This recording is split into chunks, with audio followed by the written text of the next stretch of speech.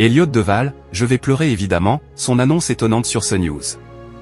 Elliott Deval a donc manqué la présentation des émissions du week-end sur l'antenne de CNews en cette fin du mois de mai 2025.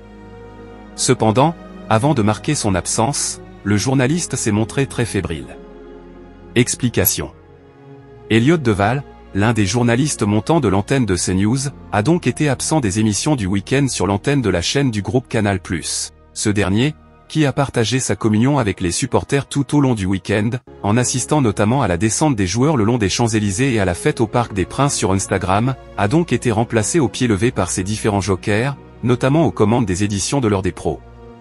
Elliott Deval remplacé au pied levé, le journaliste fébrile.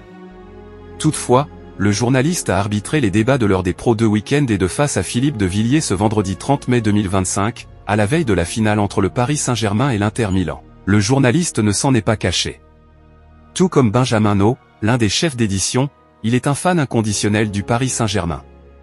Elliott Deval a alors montré, dans l'émission Face à Philippe de Villiers, où Philippe de Villiers a affiché son soutien au club parisien, qu'il portait le maillot du PSG sous son costume, floqué du numéro 14 pour le futur canal de CNews à partir du 6 juin prochain.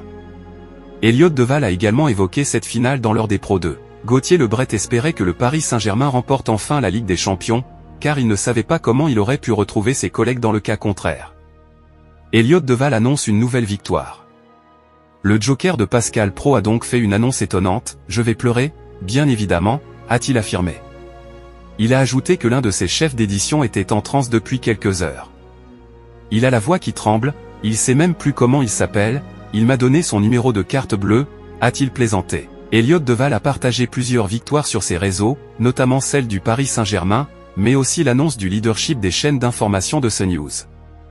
Le futur Canal 14 a réuni 3,4% de parts de marché auprès des 4 ans et plus, contre 2,9% pour BFM TV et 1,8% pour LCI.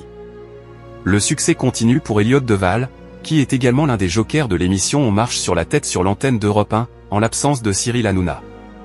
Elliott Deval est de retour ce week-end aux commandes des émissions du week-end sur CNews.